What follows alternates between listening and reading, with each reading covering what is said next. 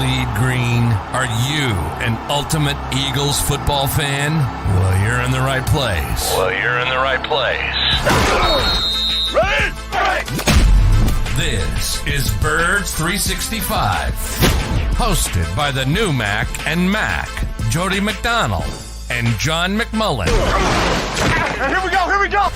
Who collectively have covered and talked about more than 50 plus years of Eagles football. Kick off your day with Birds 365. You'll get debate. We love to argue. You'll get the real story from inside the locker room. And you'll hear from some of the great football minds from around the region. You're about to become an Eagles insider.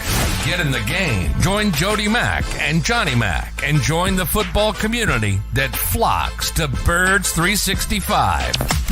Birds 365 starts right now. Welcome to the NFL. Let's go! Let's go! Go!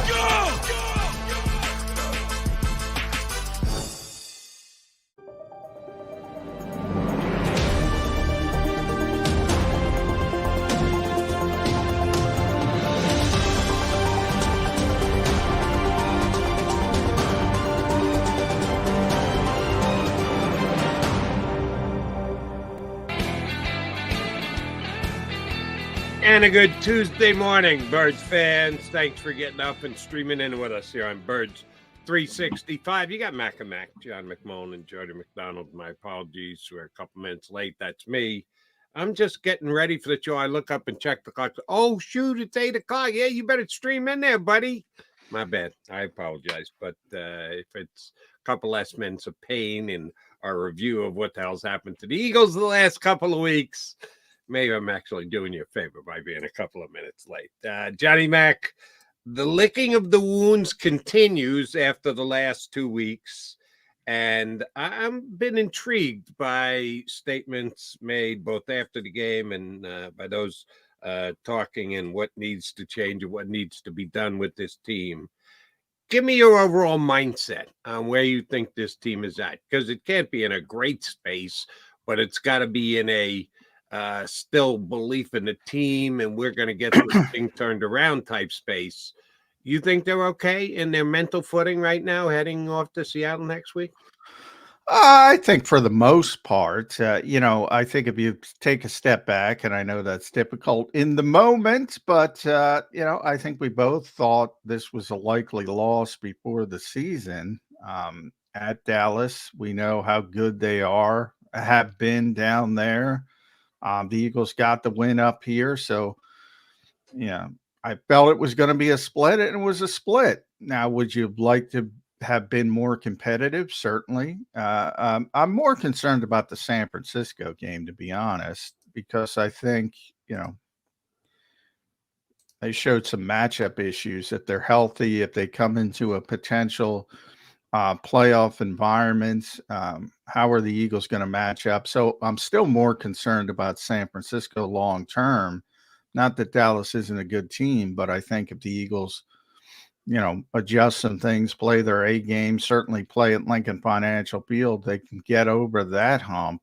I don't know how they get over the San Francisco hump as they're currently constructed.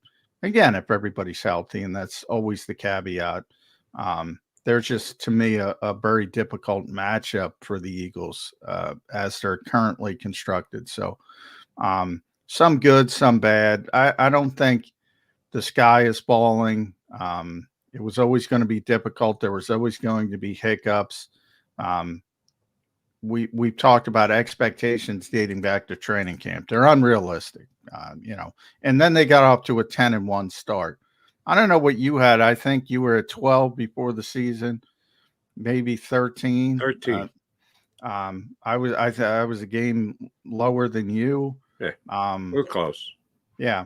I mean, it's what this league is. You saw it last night. You got teams fighting for playoff positioning. Green Bay, they lose to Tommy DeVito. They got a chance to make the playoffs, and they lay an egg against, a bad football team. Miami's got a chance to take that number one seed for the time being. They lose to not a bad football team, but an average football team At at home as well.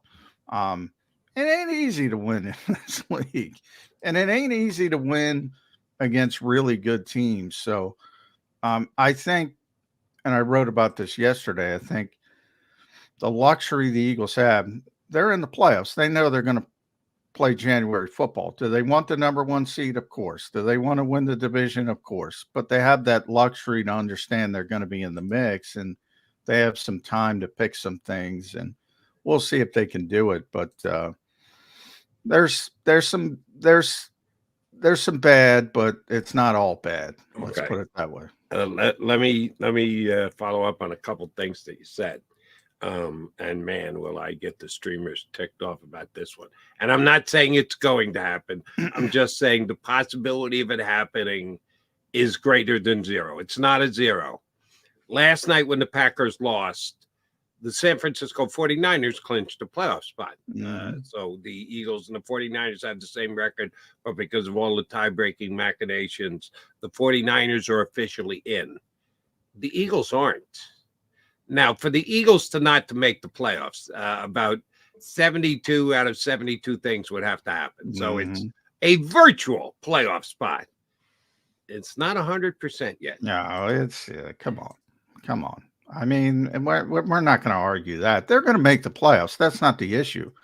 The issue is, where are you going to be? Yeah, I'm not going there. If you want to go there, you can go there. And if I'm Nick Sirianni, I'm surely not going there. I don't want anyone on my facility to mention the fact, but we're in the playoffs. That's an attitude I want nowhere near my building. Even if McMullen knows it, McDonald knows it, the 53 guys on the roster know and it's the players, a virtual lock. That's the point. The players know it. But, I agree with your sentiment. Do you think the players knowing it, that they were as much a lock 2 weeks ago as they are now, that maybe that contributed to the 2 beatdowns they took? No, I think they got outplayed. I don't know that. I think they got outplayed. If you look at the New York Times playoff simulator, they're 99+% to make the playoffs. So, I mean, you can play that game. Like Nick Sirianni said, if you want to lie to yourself, if you want to use it any way you can. I'm just saying the reality of the situation is they have the luxury of understanding they're going to be in the playoffs. So do the Cowboys. They understand that. The Giants, they have this big win with Tommy DeVito. They have a 2% chance of making the playoffs. So they can fool themselves as well all they want. I don't care. Anybody can do whatever they want. My point is this team has the luxury of understanding they're going to be playing January football from a preparation standpoint and get as prepared as possible to get to that point. Now they still control their own destiny when it comes to the NFC East. If they finish off and win out, they still make things very difficult for San Francisco if they win out because they can't have any kind of hiccup. So there are still. All right, let me put this to you. See if you take it another way. I don't have it in front of me. I can do it almost off the top of my head. San Francisco's got the Ravens left, but then they've got 2, and the other team they're playing, the Rams, who were right around 500, just below 500. They got both of those games at home. They've got the Cardinals on the road and another really beatable team on the road, well below 500 team. Who do you think's got a better chance to go 4-0 with their remaining schedules being what they are, the Eagles or the 49ers? The 49ers. But, and again, I point to just so many things happen in this league. Including the Eagles going 0-4 and losing their last 6 games of the year. That's not going to happen. They're playing the Arizona Cardinals. I'm glad you got such a better computer to work or a crystal ball to work. If we're going to go, you don't know anything can happen, then you go, you don't know anything. No, I'm talking about I know the Eagles are going to make the playoffs. It's a 99% chance. I'm talking about ball. I'm not going to waste my time on nonsense. So if you want to say 99%, isn't 100%, I'll agree with you. Mathematically, they haven't clinched a playoff berth. Mathematically, they're not going to lose to Tommy DeVito twice. They're not going to lose to Jonathan Gannon's Cardinals. They might lose one of them, of those three, if they're playing really poorly. They're going to win one of them, and they might beat Seattle this week, and we're not even having this discussion. I'm saying it's a waste of time to worry about that kind of stuff. If you want to use it, use it. If you want to tell your players, like, I saw Chris Franklin, it's like playing the hits. It's like the Eagles playing the hits. He's going to be on the show at 9:20 saying, let me get the exact quote. The Eagles are playing this underdog. You're either with us or against us crap again. Oh, you're either with us or against us. If you want to use it and say people are bailing like you're bailing on them, that's fine. I don't care. They can use it. The reality is people pointing out they're not playing well doesn't mean you're against us. Now, you got the one knucklehead showing up at NovaCare with the trash cans, and, that's one guy. All right, he's an idiot. We can all agree with that. It's not an indication of anything pervasive, I would say, with the fan base. Certainly they're upset. There's a lot of things to worry about. Making the playoffs ain't one of them. I mean, but if people want to worry about it, feel free. But you're a betting guy. You're an odds guy. Yeah. 99%, by the way, I should say 99+%, which is what it is on the New York Times. That's pretty good. Yeah. I don't think you have to worry about it. But if you want to waste time worrying about it, by all means. Well, John, you did say that the Eagles can keep the 49ers out if the 49ers are home. I'm telling you, the 49ers have a better chance to go 4-0 than the Eagles. So if we're going to bring up something like that, yeah, that's got a better chance. The Eagles passing the 49ers have a better chance than the Eagles going 0-4. That is true. I know I'm playing to a very small percentage, but there's above the percentage and there's below the percentage. There's the 50-50 line. And the Eagles are on the short line of passing the 49ers and recapturing the overall first seed. There's no doubt about that. I mean, they lost their advantage by losing to the 49ers. There's no doubt. They need help. They need the Ravens, most likely, to come through. But that's a good football team. And if the Ravens got their A game on a particular game day, they can beat anybody. That's my point. Are the other teams going to beat the 49ers? Probably not. The 49ers would have to play a really, really poor game or suffer some significant injuries to get, Washington, even the Rams, who could be playing for a playoff spot in Week 18. So they might be pushing, but they have Arizona as well. The Eagles have Arizona. They're at Washington. Washington's kind of, I think, given up on the season, and rightfully so. So, yeah, to pass the 49ers is a little bit pie in the sky probably right now. Right. But that was the one thing I was right, because you did lay it out and you didn't try and attempt to put a percentage on it, but you said the Eagles can keep the 49 Eagles. I think the Eagles are done on the first seed, and that they just my pick, making my prediction. I do not think the Eagles are getting the 1 seed. I do not think they're playing well enough, and San Francisco is playing much too well. And basically, I think that the 49ers have just as good a chance to win their last 4 games as the Eagles do. I think there's a better chance San Francisco goes 4-0 than the Eagles go 4-0 at this stage. Well, the 49ers are better. I'm not arguing that. They're better than the Eagles right now. But they do have, if you combined the two teams, they have the toughest game in the final 8, and that's Baltimore, who's currently the number 1 seed on the AFC side. The Eagles' toughest game is Seattle. Now it's on the road.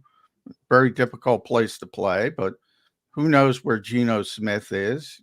I've been seeing if he's ready to go yet. That would make it more difficult than Drew Lock. But yeah, I mean, the Eagles got to find a way. They got to find a way to stop the bleeding, number 1, and it would behoove them to win in Seattle. And if they can't win in Seattle, yeah, they're done as far as the number 1 seed goes. But if they don't win in Seattle, They're still making the playoffs. That's my only point. And then you got to go about it. It's going to be a much more difficult road, no doubt about that. And we've seen this team's 2 recent runs to the Super Bowl, and they ran through Lincoln Financial Field. So it becomes much more difficult if you have to go on the road, and particularly you have to go back to Dallas and or San Francisco, Santa Clara, and Arlington to be technical. Yeah, then I don't like their chances on paper. And you got to pull out a great performance on the road, which is far more difficult, no doubt about it. Give me your, and maybe I lean on this a little too much, but there's number one, because I enjoy it, but even more importantly, because I think it's the most accurate way to depict. The New York Times has their similar. You're quoting those numbers to me. I'm not questioning the New York Times. I just don't even know how they come up with their odds for simulation. But I know in the betting markets, they've got one job and one job only.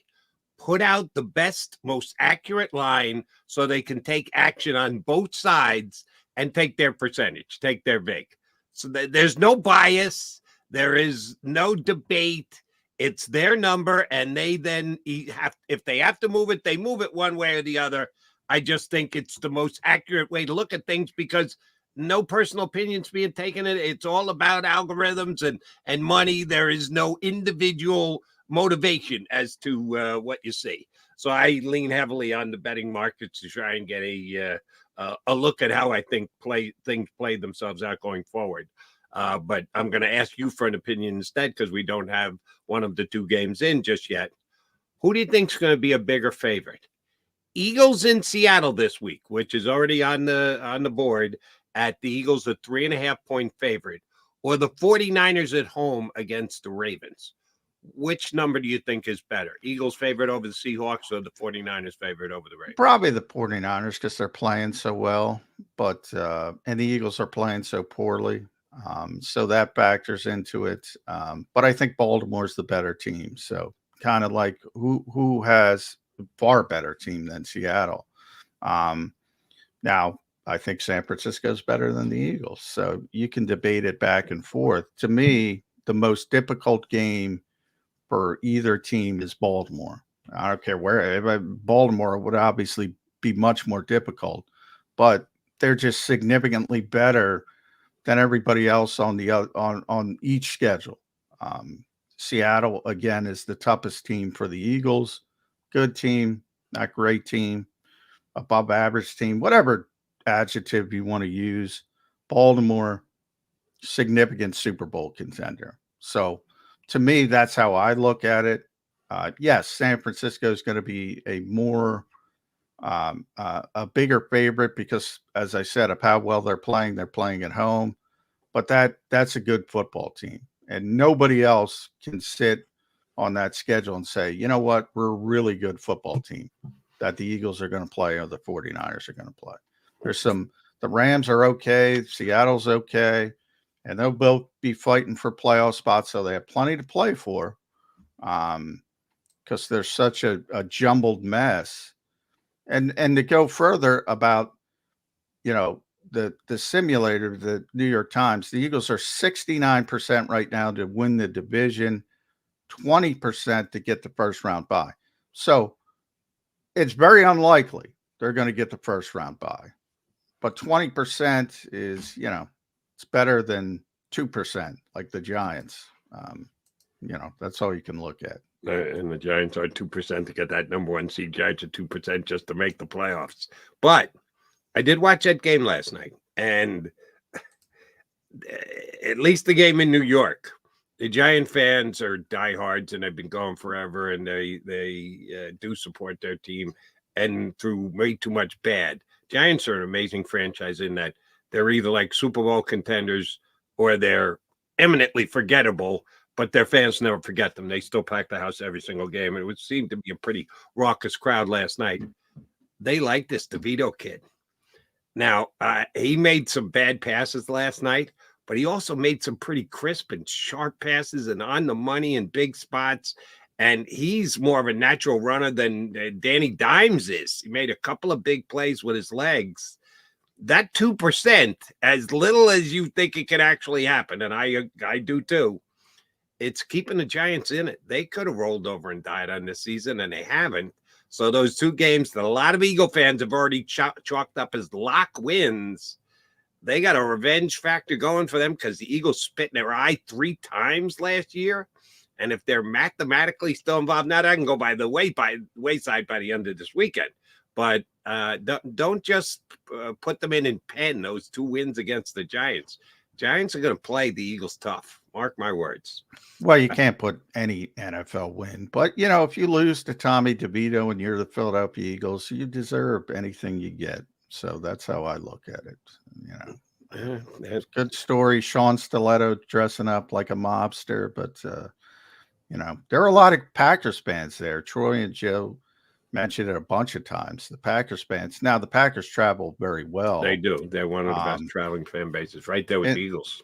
Yeah, the Eagles have taken over that stadium before. So Giants fans I agree with you. They're very loyal in general, but they've had so many bad seasons over the past number of years that they kind of give up late in the season. So Eagles fans they'll take over. All right. I'm just noting that despite, if you want to say the Packer fans were as loud or close to as loud as the Giant fans, Tommy DeVito was able to get over that last night and deliver a victory for the New York Giants. And if Eagle fans can get a whole bunch of seats at MetLife Stadium, Tommy DeVito may shrug his shoulders like he did last night against the Green Bay Packers. All right, John McMullen, Jody McDonald coming back. We get one of our faves up next. He's only been covering the Birds for a couple of years, or maybe it's more like a couple of decades. From Bowen with the Birds, Les Bowen's going to join us here on Birds 365. Go to get your game on. Go for the beers. Go for the cheers. Go for the hit and the hits. Go for the stakes and the stakes. Go to get your parlay on. Go to get your party on. Go for the scene. Go for the screens. Go for the gallery. Go for the win. Go to Ocean. Visit theoceanac.com to plan your visit. At Pond Lehocky, we've recovered billions of dollars for our clients, and we're confident we can do the same for you. With over 250 years of combined courtroom experience, we've helped over 100,000 injured clients obtain some of the largest settlements in Pennsylvania. One conversation is all it takes to help you and your family get back on track. If you've been injured in an accident, give Pond Lehocky a call.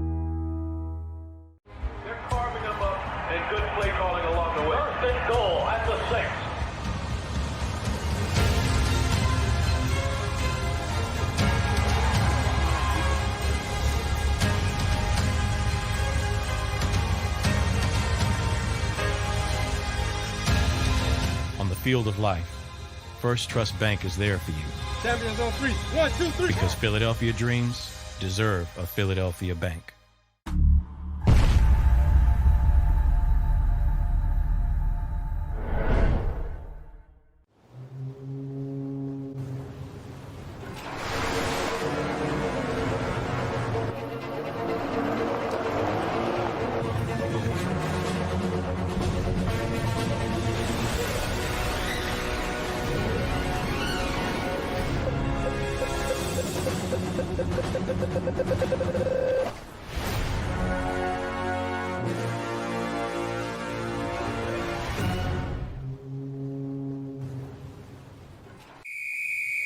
Underdog Fantasy has a way for you to play alongside your favorite football team all season long with their Fantasy Pick'em game. You pick between 2 to 5 players, select whether they'll go higher or lower on one of their stats, then do what you usually do on a Sunday, watch the games. You can win up to 20 times your money in a single game by going 5 for 5. It's a fantasy game, and the Sports Betting Show wants you to get involved. Go to UnderdogFantasy.com. When you sign up, use the promo code WIN, and Underdog will double your first deposit up to $100. That's UnderdogFantasy.com. Use the promo code WIN.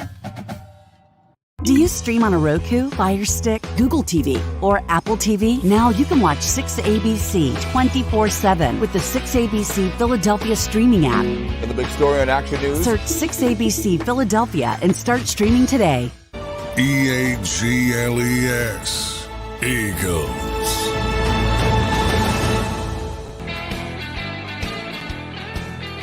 You got the Mac guys here on Birds 365, and we've got Les Bowen joining us, who likes our return music. He's bopping and weaving there. Gotta love to see it. He's up. He's ready to rock. Maybe more so than the Eagles the last 2 weeks. It's been kind of ugly the last 2 weeks. The sky is falling all over the Delaware Valley. Righteously so, in your mind? Yeah, a little bit. The sky is descending. Maybe at a little bit slower rate than some people think, but it was a bracing 2 weeks. It really, I think you start to deal with issues of confidence and cohesion when you get blown out twice in a row like that and embarrassed nationally. I think you're very close to the part where some people are like, well, I did my job. You don't want to get there, and they really need a win this coming Monday in Seattle. But I wanted to chime in on what you were talking about right before the break. I was really impressed with Danny DeVito's grandson last night. But that's just the Eagles' luck. The Giants aren't doing anything but screwing up their draft position, but they keep winning. And it would be worse if they made the playoffs this year than they made the playoffs last year. And that was a horrible game, but he's a fiery guy, and he's getting it done. Nothing against him, certainly, but I don't know that this is anything the Giants can build on. In fact, I'm pretty sure it isn't. But but at this stage, we're first of all, we're Birds 365, so I know they're a divisional rival, so we don't really care what the Giants are building. All I'm caring about is Giants have 4 games left. They're playing like a team that's got a grasp of this 2%, and they want it badly, and they've got a guy who everybody seems to love, even if he's not a true NFL quarterback. It scares me from an Eagle perspective. Yeah, I don't know. We'll have to see how it goes matchup-wise and what if the Eagles manage to win in Seattle, I think they can probably handle the Giants pretty well. But if this skid continues, who knows what the Eagles will be. I've seen teams fall apart before. I think the sky will be falling if they lose in Seattle. Full-fledged panic mode before you even get to Tommy DeVito and that nonsense. You can see it, though. It's already who's with us, who's against it. They're playing the hits. It's like I enjoy when rest his soul, Glenn Pry and Don Henley. The Eagles play the hits. The Eagles like to play the hits, and it's always, we're the underdog. Let's bring out the mask. Now people don't believe in him. Nick Sirianni could go back to it less. Right. It's as simple as that, saying, oh, nobody believes in us. Nobody thinks we can do it. Is that the route he's going to use? Oh, yeah, of course. And it'll work to an extent. I mean, but they have some problems here. They need to address the problems, to me. Quick note to Coach Sirianni. They've been underdog 2 weeks running. How'd that work out for him? Play the underdog card at your potential peril, because it doesn't always rally the troops and lift them to the heights they need to get to. All right, pretty simple question for you, Les. The Eagles have fallen on their face 2 weeks in a row. Who's more to blame? Offense, defense, coaching? Well, that's a nice menu of options you gave me there. Not special teams. I can certainly grab a portion of each of those from the buffet. Right. But which are you digging in percentage-wise more? Offense, defense, coaching? Excuse my my voice here, but don't worry. Defense is where I start with, I think, because I just think they start out every game behind almost. And the ridiculous, these last 2 games, which is what we're really talking about here, what was it, 10 touchdowns and 11 drives, John, or something like that? Yeah. That's absurd. No team can win. I mean, you start right there. No team in the history of the NFL can win with its defense giving up 10 touchdowns and 11 drives. That's absurd. It just can't happen. It puts pressure on the offense and maybe makes people try to, strain for an extra yard and fumble the ball, or, it makes the opposing defense fired up because they've got a lead on the Eagles. And, the offense should be doing a lot better, but it starts with this ridiculous performance by the defense, which obviously is not as talented as we thought it was starting the season. But nonetheless, it's not even a professional NFL defense right now.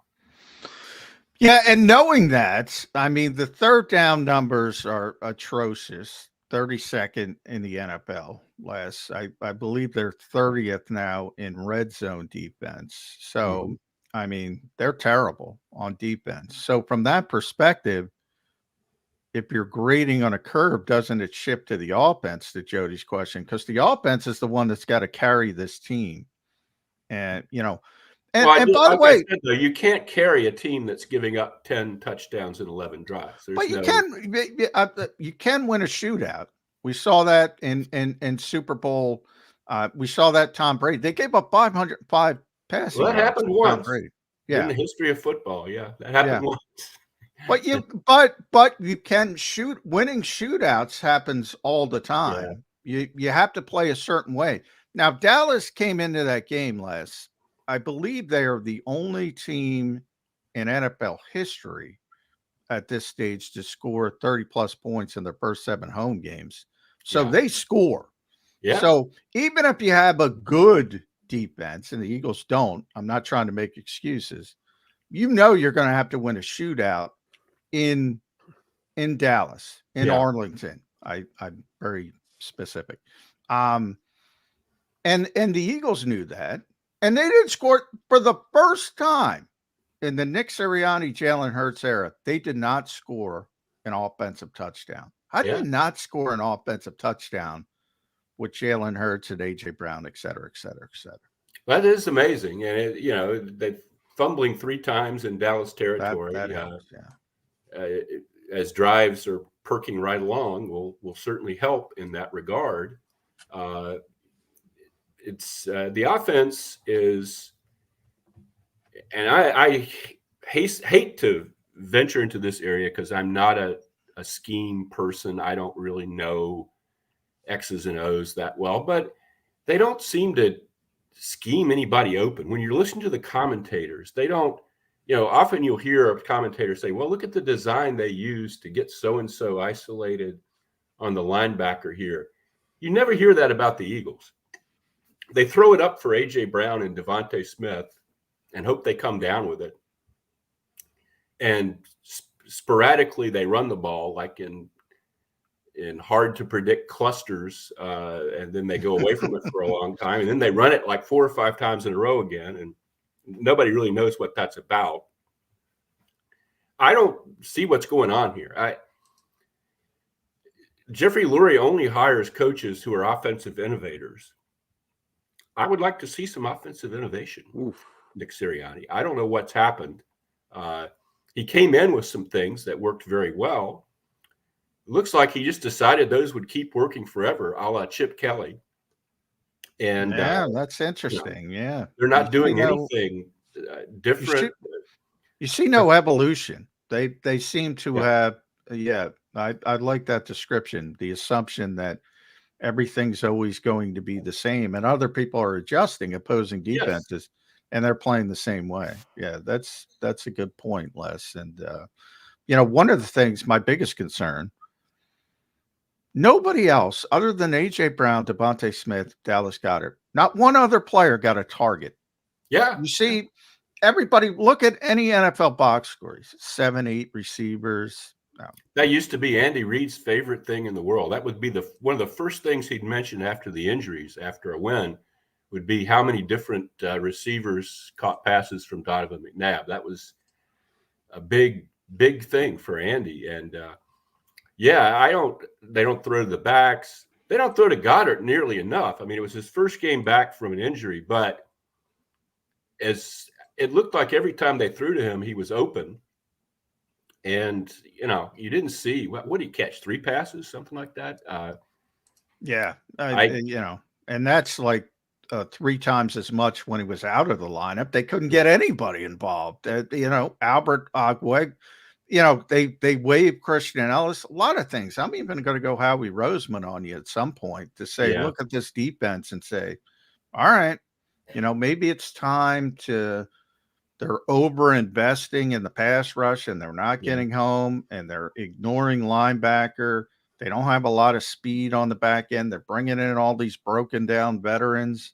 Sidney Brown's not ready to play. You know why Sidney Brown's not ready to play, Les? Because they didn't play him. They should have played him week 1. Yeah. Week 1, they should have played him. Kelly Ringo, they throw out there out of nowhere, and he can't play. What a shock! He had one rep. Yeah, it was a disaster. He committed a rare double penalty on that one rep. Yeah. He gets matched up with CD Lamb. John, let me ask you a question. Which is it? Play him and live with the consequences, or don't play him. If you're going to say they should have played Sidney Brown since week 1, put him out there. Get it over and done with. It might struggle because he's not ready, but put him out there. No, and then they do that with Kaylee Ring. You go, how can you put him out there? He hasn't played in 11 weeks. I didn't say how you could put him out there. I said you're putting him out there in week 14 against CD Lamb after he's had 1 rep. Yeah. I say, if he got involved. Now, they're different categories because the Eagles have Slay and Bradbury, so it's understandable why Ringo wasn't playing. But with Sidney, it's not understandable at all because you were throwing out the Justin Evanses of the world and the Terrell Edmonds of the world.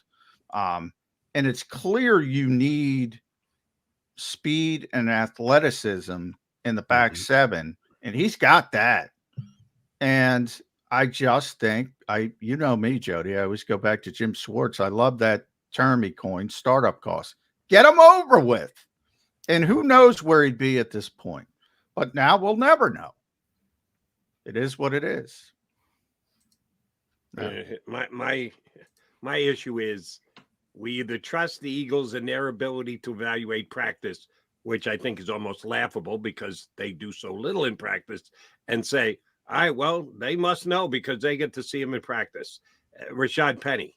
He never gets in the game. He can't get in the game. But why not Rashad Penny? What is the logical explanation as to never use Rashad Penny? The only thing we can fall back on is, well, the Eagles see him in practice, so they must know that Rashad Penny isn't worthy of playing. Well, the Eagles saw Brown in practice, and they must have come up with the decision. He just wasn't ready to play. That the startup costs were going to be too much because of what they saw in practice. Either we accept that they can evaluate their own players in practice and go, hey, they know better than us, or we question it all, and it becomes open fodder on what the hell is the team thinking about the way they're using their players. Right. I'm good either way, as long as we're consistent about, like, oh, you got to give them put them out there and live with the consequence, or you got to believe everything that they see in practice. It's got to be either open-ended or there's always context. There's always a sliding scale. They needed a safety. They have a premium pick on a safety. We all need a running back, John. How many times have you told us the last couple of weeks? The Eagle running back room, those that are playing are just not that good. You don't think they could use the help from the running back? I'm not Jeff Kerr saying DeAndre Swift is a terrible player. Basically, that's what Jeff said last. But I think he's an above average player. Yeah, I don't think there's any. If you're looking for things that could be better here, that would make a difference, I don't think there's anything that can happen in the running back room. No, that's going to change any of this. The running backs, they did fine against Dallas when they got the ball. Poor Boston Scott does well with his one touch a game, and it's always in the first quarter. Yeah, they run DeAndre a couple plays, then they go to Boston Scott. He gets 2 carries and he's gone for the rest of the game. Yeah, so I just don't. Rashad Penny question is an interesting one. I have no idea, but I don't think it's going to matter whether Rashad Penny plays or not. I don't think that's the key to to getting this back on track. You were mentioning Howie Roseman a minute ago, and that's kind of where I started. I can plug my new venture here, by the way, lesbowensjohn.com. Nice. I've lost my podcast, or I decided to stop doing it because the sponsorship wasn't there. So I'm writing again, and I have this space. And, my first piece is about, if you really want to, it's hard to unravel something like this when a team is having the problems Eagles have. And I'm not going to go unraveling every thread, but where I want to start is with the offseason assumptions about the defense. And one of the biggest offseason assumptions about the defense from Howie Roseman was that Nakobe Dean would be a difference maker and a leader on defense. And, it's not his fault, mostly, because he's been hurt 2 different times. He's probably not going to play again this season. It's a Liz Frank, as far as I know, that he has. It's a sprain. It's not, but he himself, he posted on Instagram. Not a lot of people saw it, but pretty much that he's done for the season. Yeah, so that's a total. Right there, you have a key assumption that just went poof.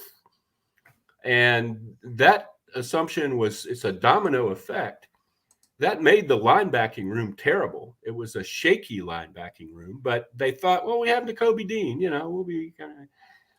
Well, once you take that pin out, then you have the safeties, which are less talented than last season's safeties, but they were thinking 2 things. They were thinking they had Nakobe Dean, and they were also thinking that their offense was, as John alluded to earlier, going to just outscore everybody, and it wouldn't really matter that much. So you got linebackers and safeties, and then you got the corners, who probably weren't as good last year as we thought they were because they were playing so many bad quarterbacks and bad teams. And this year it's, a different setup. The middle of the field isn't as good, so the corners aren't looking as good against better players. And also, it's one thing kind of leads to another with football. Avonte Maddox, that was another big assumption that they had, that they could, with McPherson and Maddox, that they had nickel corner pegged down pretty well. They didn't. The guys they brought in, Bradley Roby and Kevin Byard, great resumes, no results as far as I can see. I just think, again, it starts with me with the defense and kind of tsunamis from there to the offense. But, I think their offseason plan was a bad one. They knew they had to replace 5 starters on defense. And they will brag about Jalen Carter.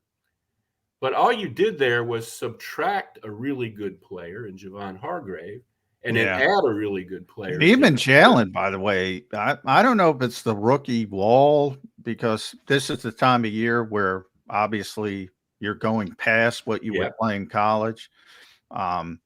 He's not played the same over the past number of weeks. He was incredibly dominant early in the season, but maybe he can get over the hump. Maybe he can. I think long term, Jalen Carter is going to be phenomenal. He is, but my point is, you didn't really make anything better there because you lost a really good player in the defense. So, we were looking at this defense and thinking, well, and part of it is the offense.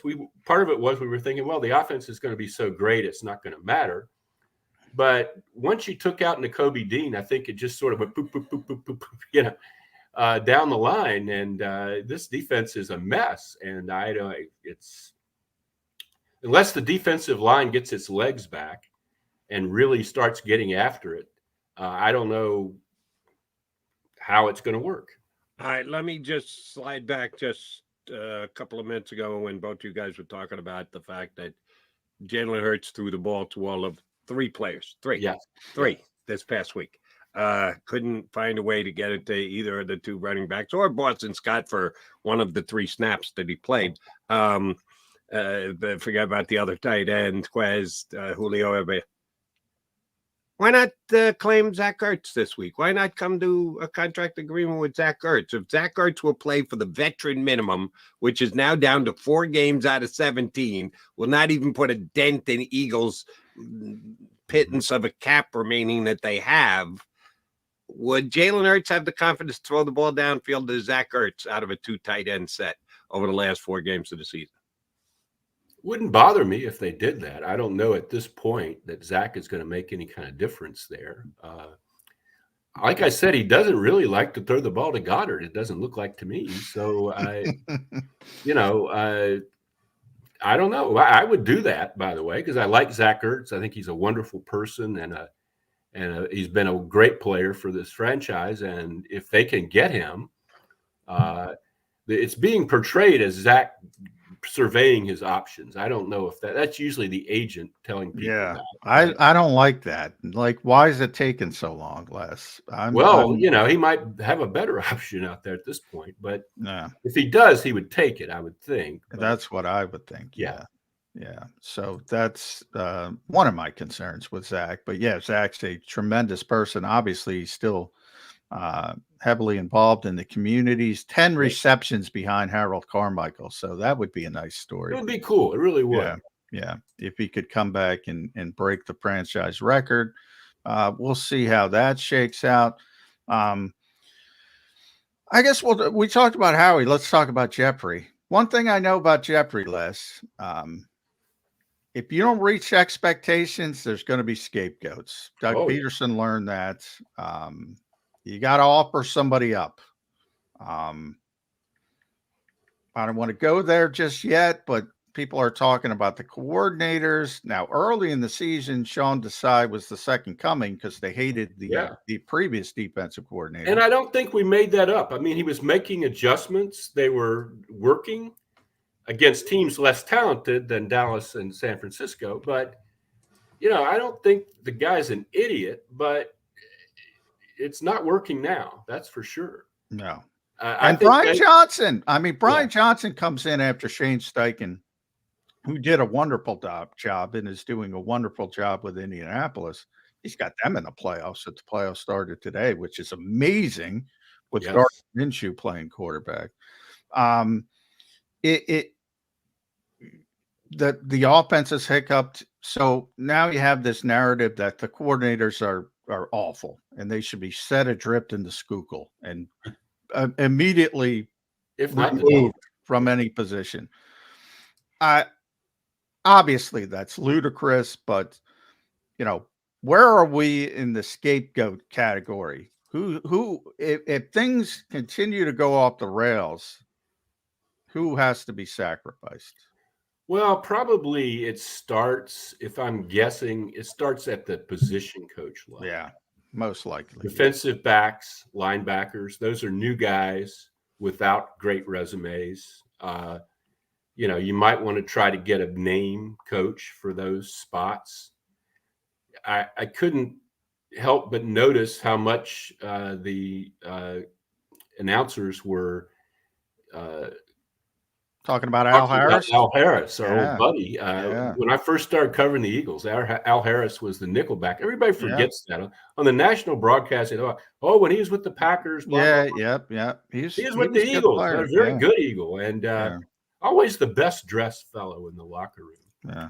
And I happened to, this is really weird, but I happened to spend some time standing in line with Al Harris when Andy Reid's son died, in 2012. I went to the service, and it was way out the church, and around the corner. And I was in line with Al, talking to him about his career. He had just started out as a position coach then, and that guys like that, he's on the cutting edge of what's going on in defense in the NFL. I think you're not going to get him unless you're going to fire Sean Desai and bring in Al Harris. You're not going to get him to coach quarterbacks.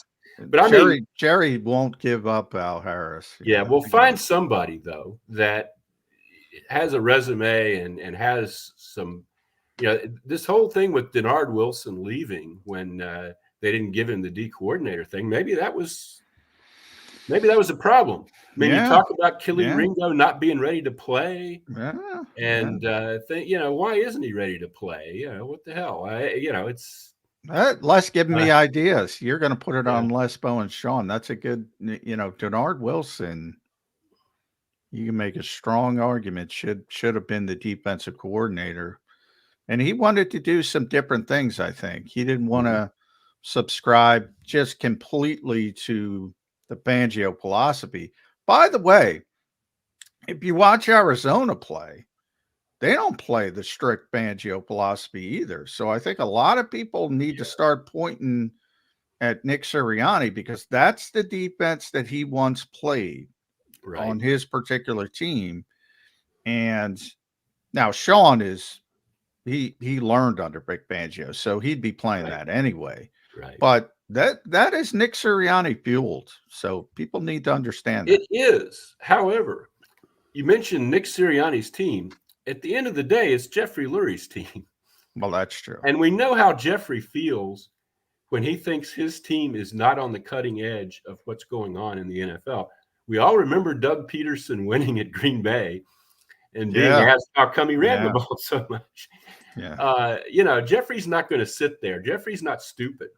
He knows exactly, sometimes too much, what's going on in the rest of the league and what people are doing. And he's going to look at this, rightly or wrongly, and think, you better show me some good reasons why we do this. All right, so let me get both you guys.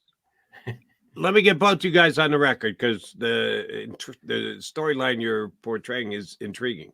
If Jeffrey Lurie is going to do what Jeffrey Lurie's done before, and somebody's got to pay a price, aka scapegoating, to go to the level of coordinator, how bad did the Eagles have to fold it up here at the end of the season for him to walk into with Howie intact, get the three of them together, coach, general manager, and in his office, and go, something's got to change. We got to make a change. And it can't be a positional coach. It's got to be more significant than one of these two coordinators going to go. Lose the first playoff game. Yeah. Get blown out in the first playoff game. I would say that. Get totally blown out off the field. They make a wild card game, but keep it close. They get to keep their coordinators. Yeah, I think they're playing, maybe. I mean, I think it'll be position coach. I think Les is right. It'll be position coaches unless they get blitzed and totally like a game against the 49ers or the Cowboys and get totally run out of the building. But if it's position coaches, it will be position coaches with an assumption that there will be some schematic input from changing these people. You know, well, as you point out, Les, they didn't hire like well-heeled, reputation, big resume guys. They kind of just elevated DK McDonald, who was Denard Wilson's assistant. They got DJ Elliott from Temple as the linebackers coach. You know, not heavyweights. Now, I'm not blaming them. Yeah, that poor guy. He's been asked to do a lot of heavy lifting without a weight belt. Yeah, exactly. You can make a strong, and I never agree with, you know, I thought, and then it creates problems with the head coach. That's what happened with Doug Peterson. Let's be honest. Absolutely. Yes, it is. And it will. And so, but that's down the road. We're getting too negative. But Jeffrey, I'm just putting it out there because the expectations are so high for this team. And when they don't reach expectations, he tends to look for a scapegoat. The history is there. It's pretty clear. Well, he will look at Alec Callaby's analytics, and you know, he'll go into a meeting with Nick as, you know, why is this? Why is that? Why? It's not going to be like, oh, buddy, you got us to the Super Bowl last year. I'm so sorry this happened this year. Doug won one. He was out. Cry on my shoulder. You know, no, it's going to be like, okay, here's this, here's this, here's this. What are you going to do? You know, and you know, it's going to be an interesting situation if this doesn't turn around. Will be very interesting. All right, let me get you on the record here, Les. In Seattle this week, lost 2 in a row. Got to go cross country. Seattle, and I know they haven't played them in a couple of years, and it's a different team and different player. The head coach of Seattle's been there for a while, but both teams have turned over their rosters a lot since the last time they played. So you can never win in Seattle. do I really care if the 2004 Eagles went out and got their ass kicked in Seattle? It has nothing to do with 2023, and too many people lean on that. Right. But Russell this Wilson team, not there. Yeah, right? He's not there. Russell Marshawn Wilson, Lynch, not Jim there. Zorn is no longer the Seattle Seahawks quarterback. That's Right. what we need to go back to. Inability of the Eagles to win in Seattle. Don't care. I just care about the 2023 Eagles, where they're at right now. The 2023 Seahawks, by the way, I thought could be the third best team in the NFC. They've been a disappointment as far as I'm concerned. Eagles going to stop the bleeding here, Les? I predict a close win just because I don't see the whole thing just sliding into the ocean that quickly. But it's not like you're playing the Panthers, you know. I mean, Seattle's lost 4 in a row, but they actually gave San Francisco a better they game fought than the Eagles. with Drew Lock. Yeah, they without kinda their fought for a quarterback. while. Yeah, And that's it. So I was thinking the Eagles do seem to have tired legs defensively. So I was thinking having the extra day might be helpful here, even though you're going cross country. But then I was reading on a Seattle website that extra day is just the thing the Seahawks need to get Geno Smith back in the lineup. Yeah. That's So I don't ways. know. Always I think does. go in with your fingers crossed. You know, it's not going to be easy. Very It's not gonna difficult be place to play. An too. Eagles blowout. There hasn't been an Eagles blowout all year. For winning blowout. But I think they ought to be able to get past the Seahawks. But there's no. It's not anything written in stone. That's for sure. At Les Bowen, make sure you follow Les on X, Twitter. He's got his new undertaking, Les Bowen's John. I just retweeted it so people go to my John spelled X, in the Twitter. traditional way, you know. Yeah. Can I ask you a question about that before we let you go? Oh, sure. Why John? I don't know. Just a Philly thing that. It is a Philly thing. Yeah, that's why I like it. It's a Philly thing. It is. But do you think it's oversold? No. I mean, are the Kelseys oversold? I don't know. I've got to come up. By the way, I want to apologize because your podcast, I think I was on your last podcast. So you were. That's what killed it, really. You brought it down. You crumbled it, McMullen. I figured. I apologize. And I'm trying to crumble it, John, before it ever takes off. So shame on both. It's all right. It's a gimmick, but I'm trying to get people to remember what the thing is. And if he's writing it, the info is going to be great. That's all you need to know. The title is irrelevant, even when I call it a yawn rather than John, just because I don't like the use of the word. Too, eh? Not because of less. I just think everything is John this, John that, John. I just stop with the John. I can't. Oh, Jody's killing it. Come on, Jody. Les Bowen. He's a New Yorker. That's a problem here. I tweeted it. Like I said, it's not Les. Les, I'm going to read whatever you write because I know how good you are. I don't like the title. I don't like John anything. Okay. It's so. You're getting scolded by Jody McDonald. I know. I apologize. He didn't consult me about the name of his new comment. Sorry about that. Poor Les. I killed his podcast, and you're destroying his name. It's a hard life wherever you go. Les knows I love him, and like I said, I read everything that Les Bowen does. He could have come up with a better title, but that's all right. Okay. I'll do better next time. LB, always a pleasure. We love it. We love when you're right here on Birds 365. Screw everything else you do. We love you right here. Thank you very much. Well, thanks much. I enjoy doing it. Thank you, guys. Thank you, Les. Our pleasure. That's Les Bowen. I bet you never knew that about me. I don't know if I've ever complained about on the air. John is a stupid word. I know it's a Philly word, but it's a stupid word. It is so overused, so overexposed, so done. I just get. I also am not a fan of the word. I agree with you there, but I'm not gonna throw Les under the bus.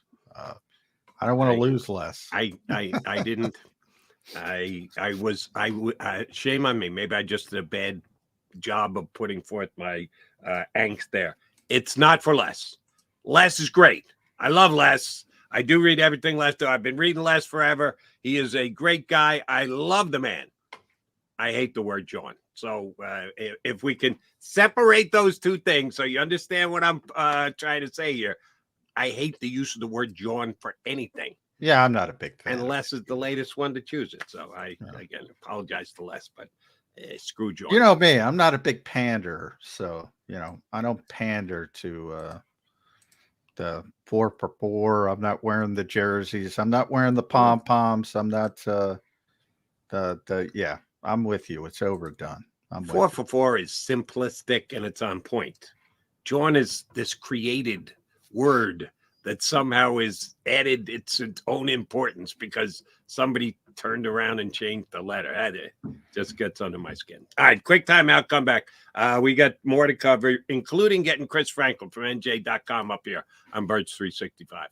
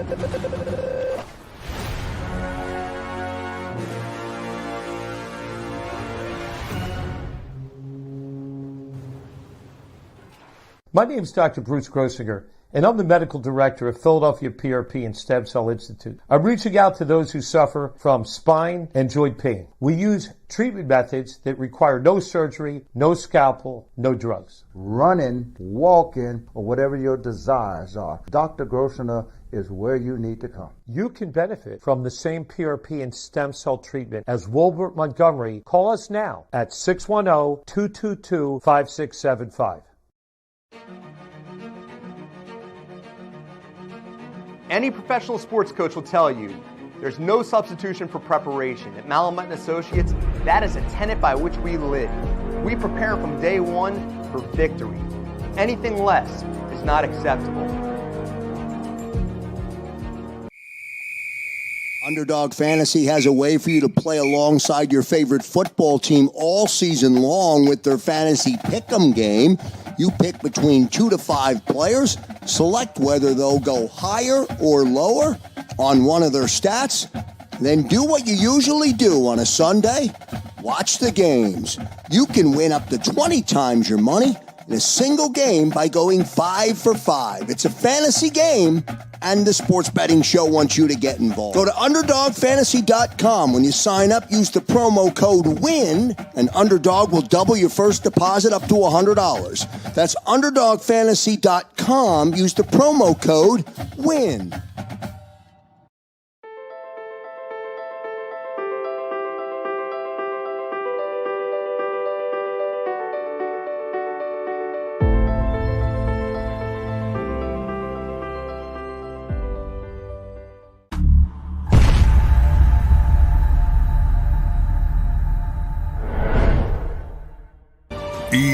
EAGLES, Eagles.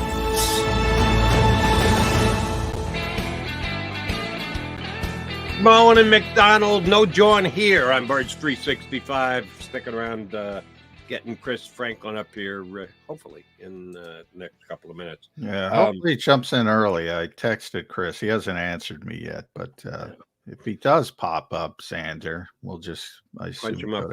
Because, unfortunately, I got to sneak out a couple of minutes early, kind of like McMullen on Friday. Got to get over and talk to Sirianni. I got to go do another show, as a matter of fact. So I got to be. Not this Friday. I'll be here because it's a Monday game. So you're here all week.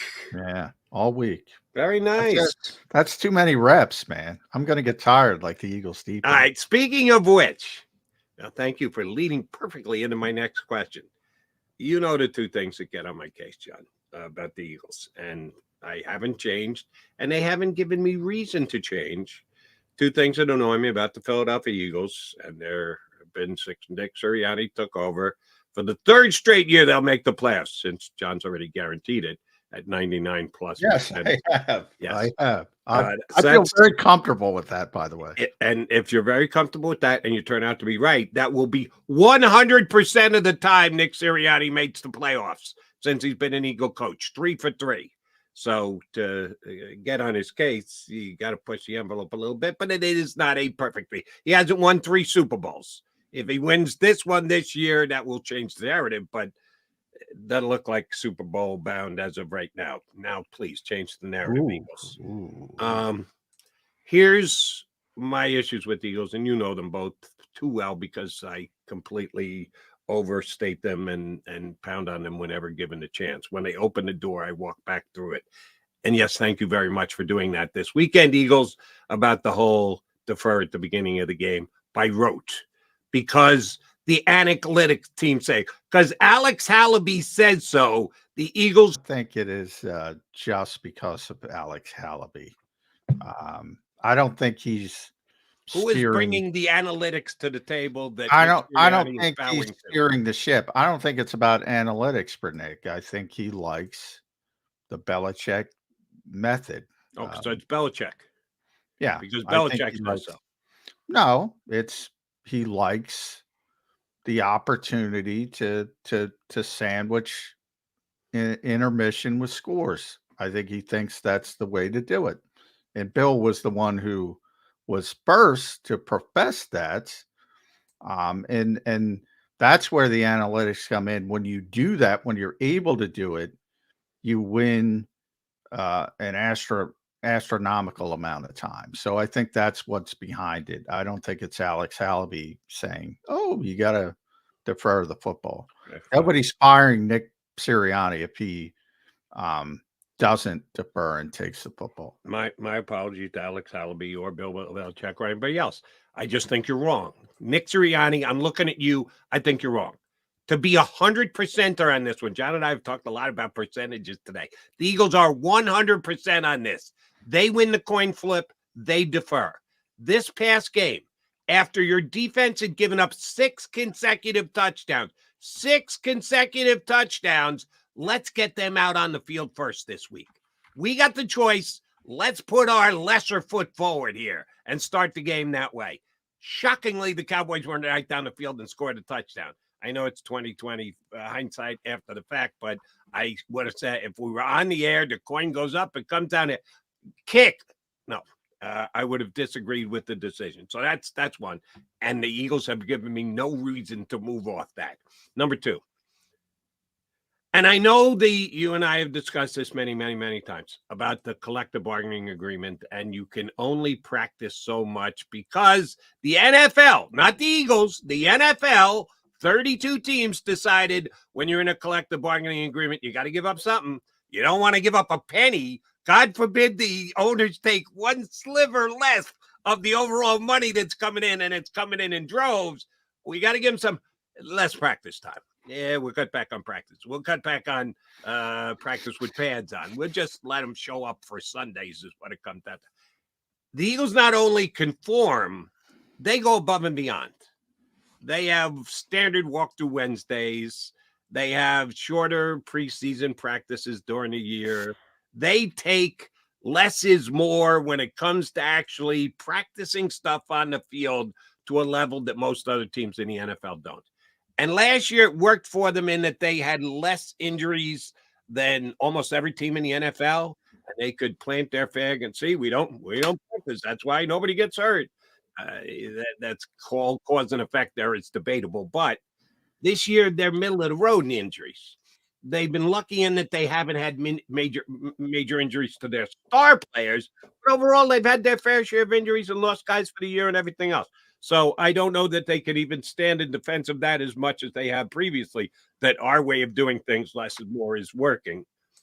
I'm watching them play, John, and they just at times look like a team that hasn't put enough time and effort into getting ready for games. That they just don't look, the lack of communication, the being in the wrong place at the wrong time, they don't ever run motion, pre-snap motion or anything else. They look like an under-practiced team. Is that fair? No, I don't think it's fair. I don't think they lose games because they're underprepared. You don't think it's a contributing factor? I'm not saying that's the number one factor. Is it a factor? I don't, for the reason that I think it's maybe it's interesting you bring this up, because I think this is maybe the most underreported story in the NFL about how limited practice time has affected the product. Quality of the product on the field. You know, I'm not a big fan of the quality of the product on the field. It is league wide. It is pervasive. There's nothing you could do. I always use bye weeks because, you know, it's become a sports radio, whatever trope that insert player's name is on vacation. He should be out preparing. He's not allowed to prepare. He's not allowed to prepare. It drives me insane. You see it in this year because there's been so many quarterback issues.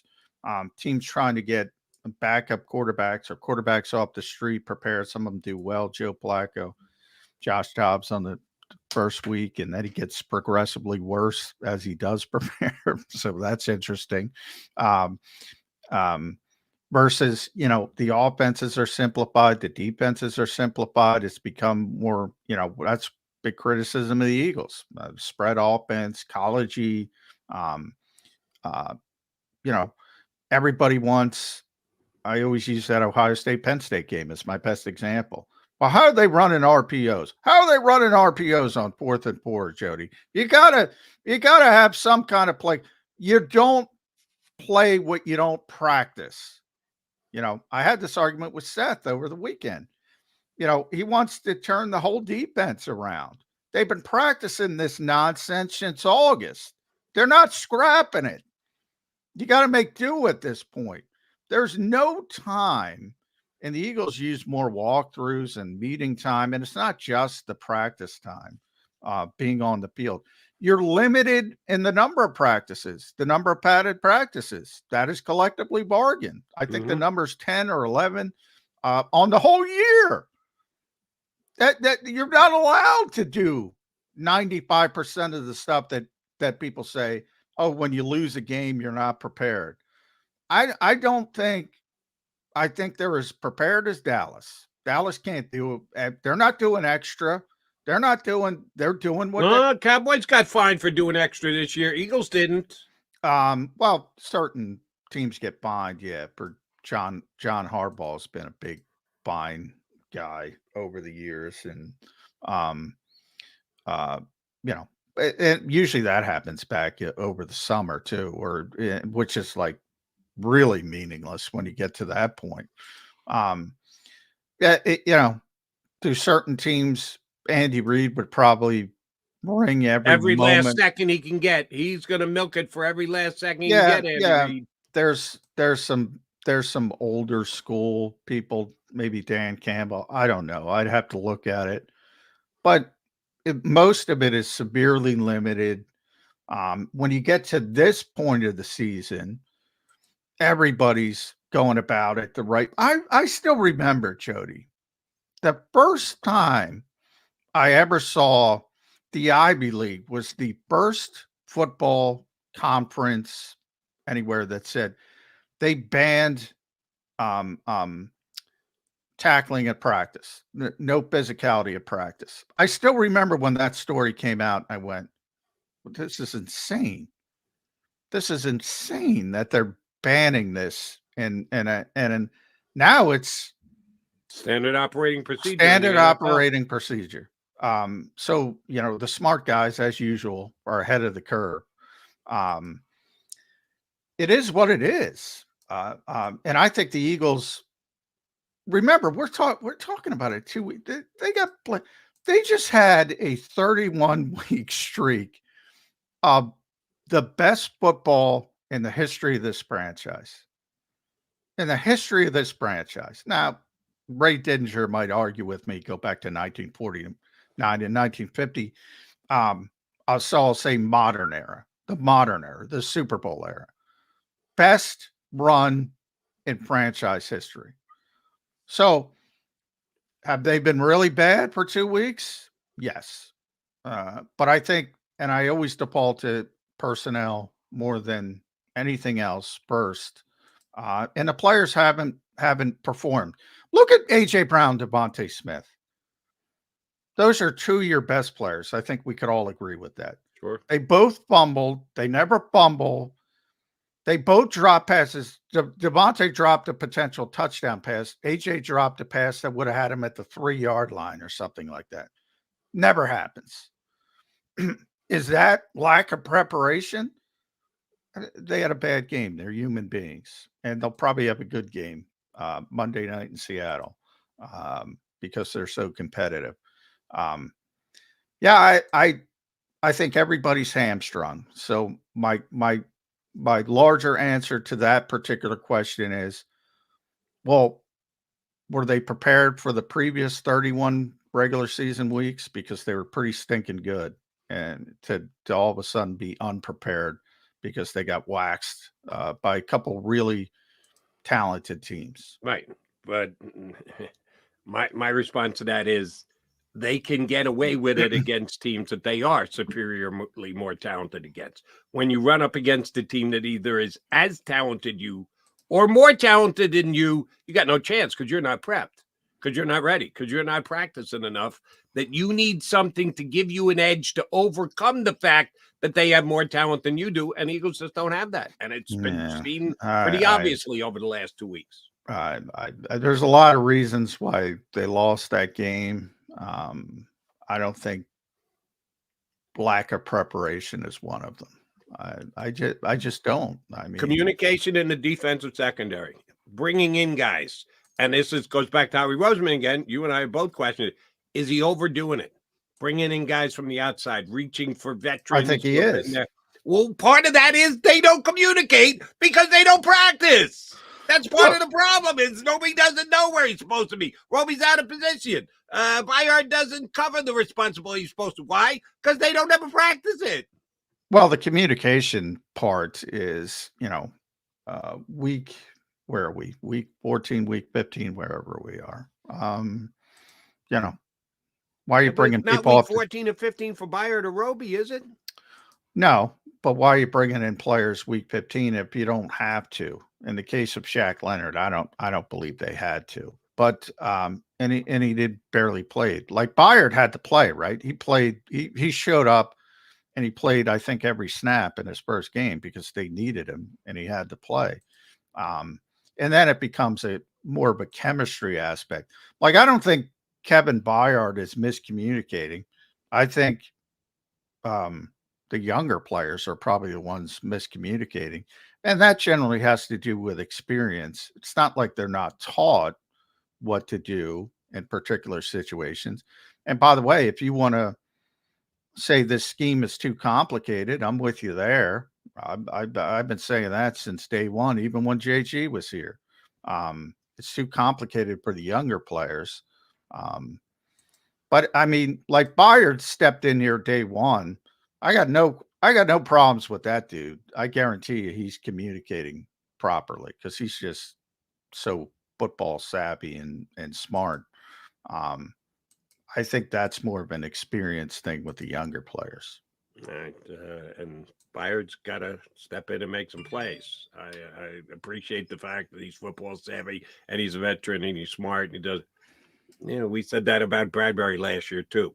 And Bradbury was great last year. He's very savvy. And Bradbury is getting beaten like a rented mule this year way too often.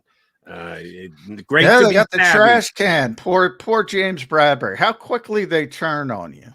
And I like the misspelling of the name just to emphasize the point. They misspell his last name. All right, he's McMullen. I'm McDonald. We're going to come back, talk to our boy Chris Franklin from NJ.com. I need to exit stage left a couple minutes early tonight, so make the most of Chris Franklin. He joins us next here on Birds 365. Go to get your game on. Go for the beers. Go for the cheers. Go for the hit and the hits. Go for the stakes and the stakes. Go to get your parlay on. Go to get your party on. Go for the scene. Go for the screens. Go for the gallery. Go for the win. Go to Ocean. Visit theoceanac.com to plan your visit. At Pond Lehocky, we've recovered billions of dollars for our clients, and we're confident we can do the same for you. With over 250 years of combined courtroom experience, we've helped over 100,000 injured clients obtain some of the largest settlements in Pennsylvania. One conversation is all it takes to help you and your family get back on track. If you've been injured in an accident, give Pond Lehocky a call. They're carving them up and good play calling along the way. First and goal at the 6.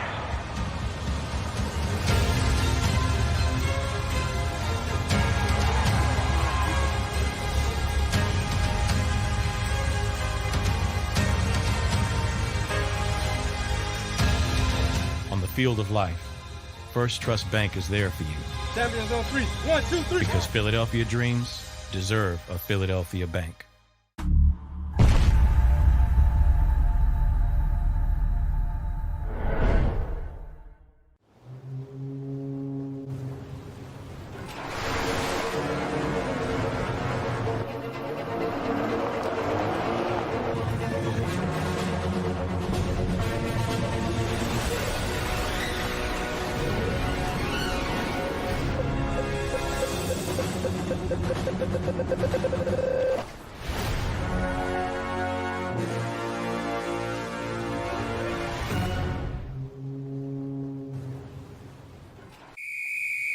Underdog Fantasy has a way for you to play alongside your favorite football team all season long with their fantasy pick'em game. You pick between 2 to 5 players, select whether they'll go higher or lower on one of their stats, then do what you usually do on a Sunday, watch the games. You can win up to 20 times your money in a single game by going 5 for 5. It's a fantasy game, and the Sports Betting Show wants you to get involved. Go to UnderdogFantasy.com. When you sign up, use the promo code WIN, and Underdog will double your first deposit up to $100. That's UnderdogFantasy.com. Use the promo code WIN. Do you stream on a Roku, Fire Stick, Google TV, or Apple TV? Now you can watch 6ABC 24/7 with the 6ABC Philadelphia streaming app. For the big story on Action News, search 6ABC Philadelphia and start streaming today. EAGLES, Eagles.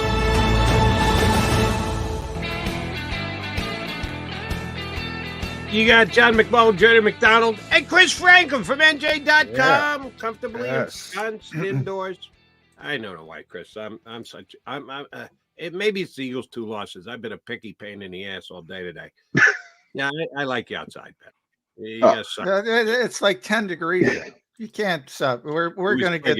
It was cold out this morning. When I got the dog out this morning, holy mackerel! I tried to go out with just slippers. My ankles almost came off, almost snapped off, like Brock Purdy's elbow in the championship game. I thought it was snapped off. I thought I was going to snap my ankle off this morning. So I'm just funning with you there, Franklin. I will say this: I will go out before the season's over. I will do one more outside hit before the season's over. I will do that. I love the cold. I will do that. Oh, man, we appreciate that greatly. All right, your computer could freeze up on you, but we'd appreciate the effort greatly. All right, which of these has more of a chance to happen for the Philadelphia Eagles this week in the long, arduous practice time they'll be getting? Wink, wink, nod, nod. This week to prepare for the 49ers. Oh, and that key extra 30 hours because it got pushed back to Monday. That's going to make all the difference in the world. Will they more adjust their offense, which is coming under criticism now? They never run any motion. Look at all these other teams in the league. They're as basic and simplistic as it comes, the Eagles on offense. Or Sean Desai, who I said earlier in the season, I liked the fact that at least he was tinkering with the specific defense that Nick Sirianni once played. He's not drastic changing anything. Otherwise, he would have never gotten the job. But he was at least tinkering around the edges. Which do you think has a better chance of happening? The Eagle offense changes this week, as little as that may be, or the Eagles defense changes this week because of how badly they've played the last 2 weeks? I think it's more the offense just to save the defense. In order to the fact that I think you run the ball more and you keep that defense fresh and try to keep them on the sideline as much as you can. because you've seen what's happened right now in the last couple of weeks. It's like there's almost no answers. I mean, especially in the first half. I mean, you can't keep going in these deficits in the first half and expecting to come out, especially against good teams, to come out and with wins. And I'm still trying to figure out, maybe they need to get the ball to DeAndre Swift more. I mean, I think maybe that happens now. I don't know, behind closed doors, maybe he goes like, yo, why am I here? Use me more because I've proven that I can do that. I think they should do that and give him the ball and let him take over. And that, in turn, that gives defense that secondary more rest, gives that defensive line more rest, gives that linebacker core more rest. So that way the Seahawks won't try to attack in the middle. So change the offense to help save the defense. Yeah, I mean, they had another big snap count on the defensive side, so it's been crazy how many reps. Now, part of it is they can't get off the field. A lot of things factor in there. The Eagles can't convert third downs on offense enough. They can't get off the field. Third downs on defense, 32nd in the league. So it all kind of intermixes together. But when I talk, we'll get to the defense. But when I think about the offense, first thing, Chris, they didn't throw the football to anybody except the big three. I mean, you got to get somebody else involved. You got to throw a curveball. I can't believe I'm asking for a bubble screen to Julio Jones. Give me something. Well, we have all AJ Devontae in Dallas. You got to mix it up a little bit. Am I crazy? I think you got to go to your main guys, but I thought but also, when you look at it, when they're going 4 or 5 wide, there wasn't that many opportunities to throw it to somebody else. I think it's a little bit of a trust thing. What Hurts wants to go to the guys they feel he can make plays he's comfortable with, and then just the way the game played out as well too. Because when you look at Julio or Zacchaeus, one of those guys are underneath. The Cowboys were playing the underneath game well, and then Hurts was under pressure, so you try to look around, do that. It was rough to do, but. Yeah, it just seemed like they were saying ride the main horses. To give you guys an example of what I'm talking about, the great Tommy DeVito, who threw it 21 times last night, threw it to 1, 2, 3, 4, 5, 6 different receivers. I mean, you look at any box score in the NFL this week. Green Bay, obviously, they're throwing the football a lot. Jordan Love threw it 39 times. 1, 2, 3, 4, 5, 6, 7, 8 receivers. I mean, there's got to be more layers to this offense, Chris. Are they relying too much on their talent? They don't use motion. They don't scheme lesser receivers like Quez Watkins or Julio at this stage, or Olamide Zacchaeus or Jack Stoll or Grant Calcaterra or Alberto when he's actually playing. They don't scheme those guys open. Or am I being too harsh on Nick Sirianni and Brian Johnson? I think there could be some tweaks to this offense, especially some of those vertical routes. Because, I mean, there's times, opportunities like you mentioned, Quez. I think sometimes you just need to take a shot. Just throw down field, say, we're going 4 verts. Quez, this ball's going to you. Just someone just want to stretch the defense a little bit more. Just try to attack them and just put it in their minds to do it, because just the game plan itself, the motion part, I know Nick doesn't like to do it just to do it, but you get so much intel just off of one little thing. Even we saw him do it, and the thing is, I think it coincided well when they were really moving the ball early on in the game. We saw a lot more motion, and I don't think that was a coincidence. And then the game started getting away a little bit. It was just more of stay here and then you got to use it sometime. You got to use it, and it's one. I think it's this philosophy thing, and the philosophy has to change, because you sometimes motion you guys motion itself into a big play. You just don't see it, and it's getting to the point where it's almost getting too late in the season. Now you can throw a package here or two and just have something there, but it's getting to the point when too late in the season, you're going to be stuck in there, and it could come back to bite you, especially in the postseason, when these defenses know what you're doing. If we all agree that spreading the ball around is a necessity, how much of this is on Jalen Hurts? You snap the ball, you got your first read, second read, third read. Jalen shuttles ahead to whatever read it needs to be to throw it to AJ or to Devontae that he doesn't have confidence in throwing it to. the Stoll or Swift or Gainwell or Tulio or Quez? How much of it is Jalen just isn't going to pull the trigger because he doesn't trust him to catch it? I think it's more of a thing he wants to try to go downfield too much. I think sometimes you got to take the check down. Yeah. I mean, there's times where we mentioned Swift and Gainwell. There's times they were open, they had space in a 3-yard completion and moving the ball a little bit is better than trying something 20 yards down the field to double coverage. But I think that's one of the things. Sometimes you got to tell them, like, hey, you know what? Take the check down here. It still completion percentage still help get you move the ball down the field instead of going find yourself in second, third and long now because you're trying to do something downfield and you can't push it. And I'm sorry, I got like 3-4 different things going on. Like, so try not to be nerdy, but I look at it and I'm just like, you know what? It's some of it is on him. When you go your progressions, and you just got to push. Sometimes you just got to say, you know what? You win this one, I'll still take 3 yards. I'll make it second, third. You look at what Prescott was doing. He was doing it too. He had nothing. Second, the third and 2 looks a lot better than being a 3rd, 10, 3rd, 11 with penalties or fumbles, what have you.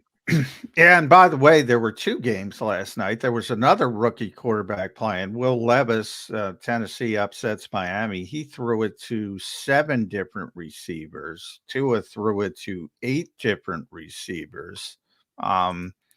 You see this everywhere. It's not just so. To me, it is a problem. Now, it's never a problem when AJ catches the ball, Devontae catches the ball. It was an uncharacteristic game for the Eagles' best receivers. So you had the drop. Devontae Smith catches that football usually. We've seen him make so many great catches in the end zone, Chris. I don't know how you felt, but I consider that a drop. And maybe I put too much into Devontae because he's so good. But certainly AJ, 3-4 yard line, wherever it was, he had a key drop. And then they both fumbled. I mean, do you sort of, as I just ripped the offense, do you say if those guys make the plays they typically make, not saying the Eagles are going to win the game, but they're in the game. It's closer, but also you look at this. It's something about when I look at Stephon Gilmore. I think was something. I don't know if it's back to the AFC South days, but whenever he and AJ get together, I still remember when the Eagles played the Colts.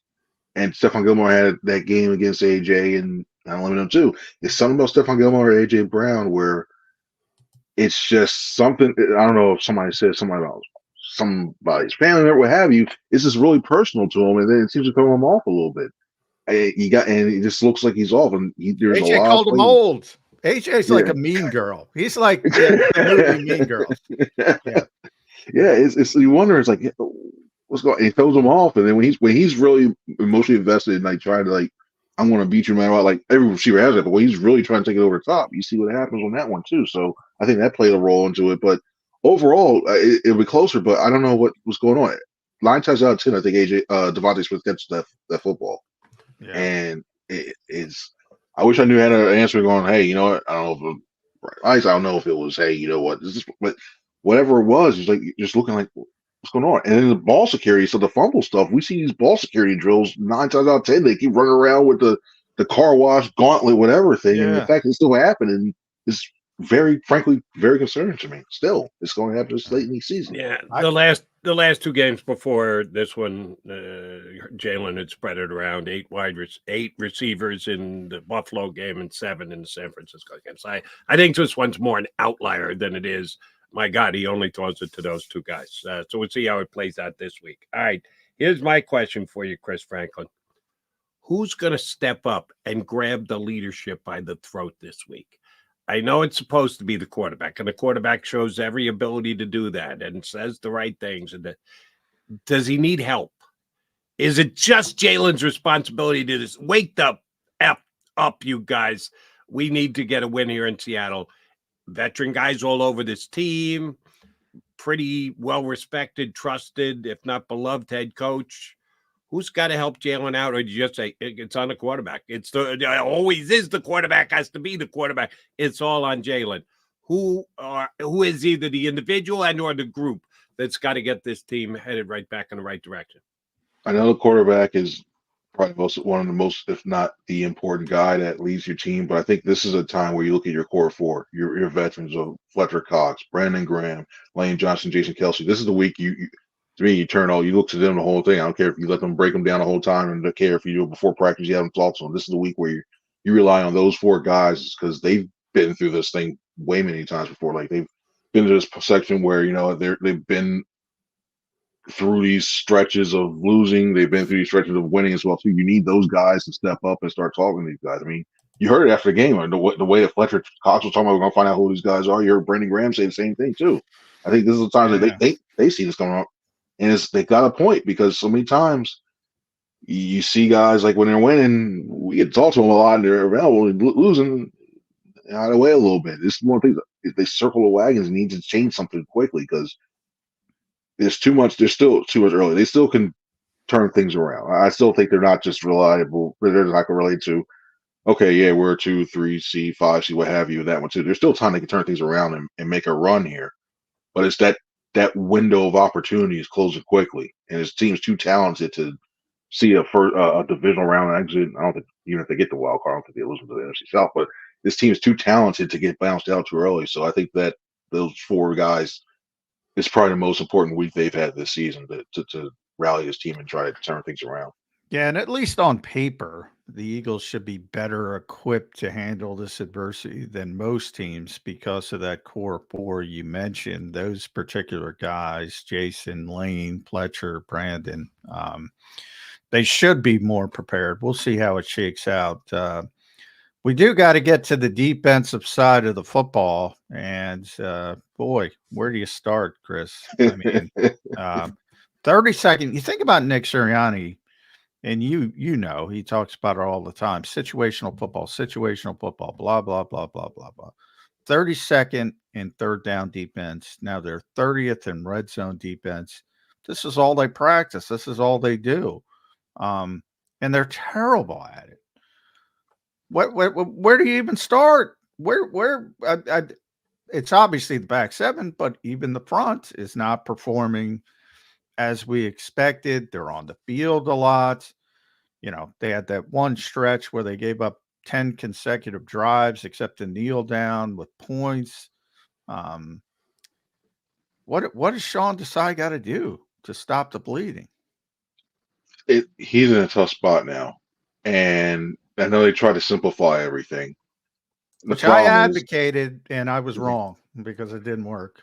Because I look at this way, you simplify things. You still had trouble executing with the simplified defense, and B, you simplify things. Quarterbacks it makes it easier for the quarterback to start picking you apart. So it's one of the things like we hear. Yeah, I said I was wrong, Chris. Come on, don't pile on. My thing is like that. We've been beating up on the Eagles for 2 weeks there, Johnny Mac.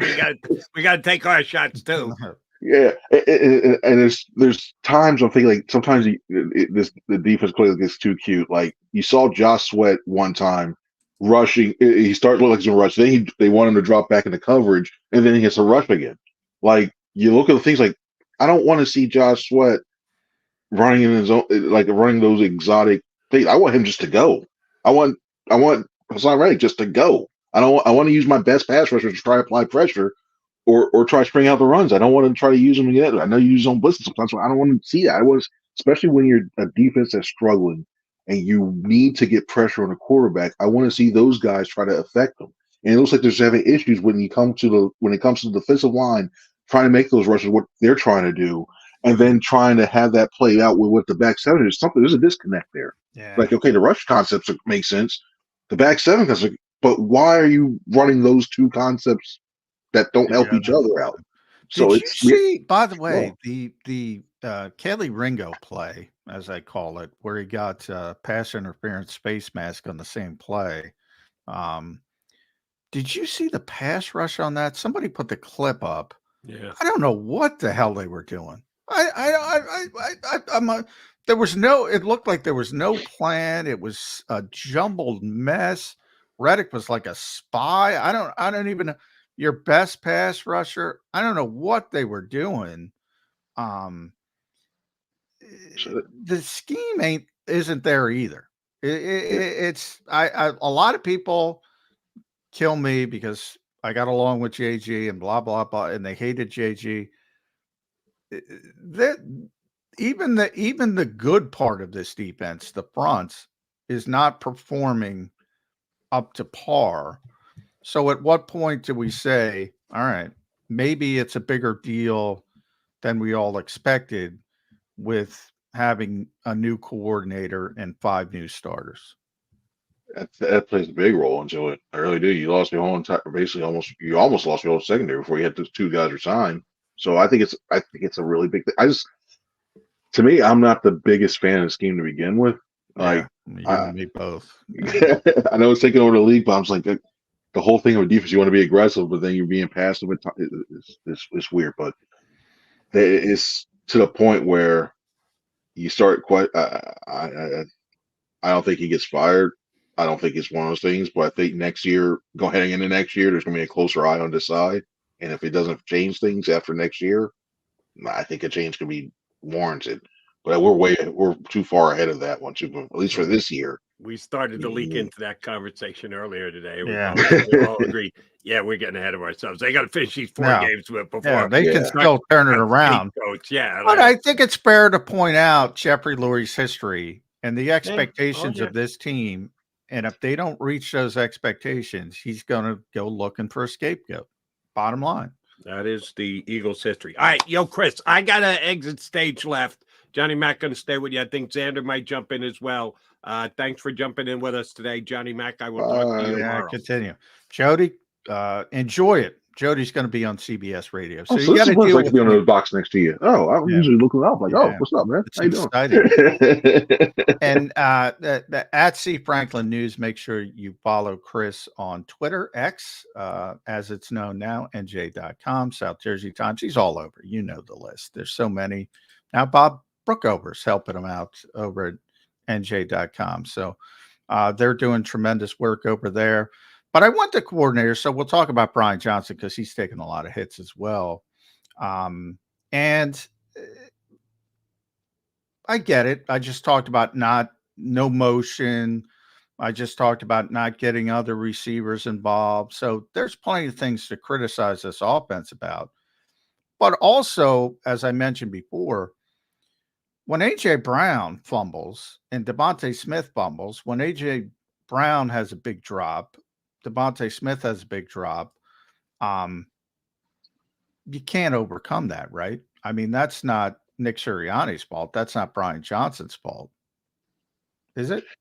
You can overcome it. I really do think it's just a matter of, to me, it's just, that's the frustrating thing when I look at both the coordinators is the fact that you come out with these slow starts, and then after halftime, it's like, oh, okay, and his team looks like a completely different team. Like the ball, they were moving the ball.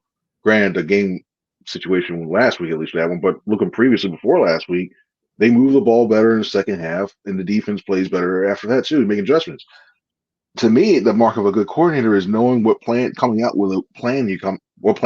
out with to attack early, to not put yourselves in that way. Because this team, to me, this team is more of a play ahead type team where you get your pass rush going when you're far ahead, and then you look at that one too. So the fumbles, I get the turnovers do account for stuff, and it's not really on them. But I think it does come on them when you don't have a way you're not getting out to these leads to use your run game. Because you look at these weapons they have, there's no reason why they should be the way they are right now. And then to see the output that they're having, that's when you start to look at, okay, maybe it's the coordinators, maybe you look at the coordinators or what have you. It's not all on them, but a lot of it to me is on them.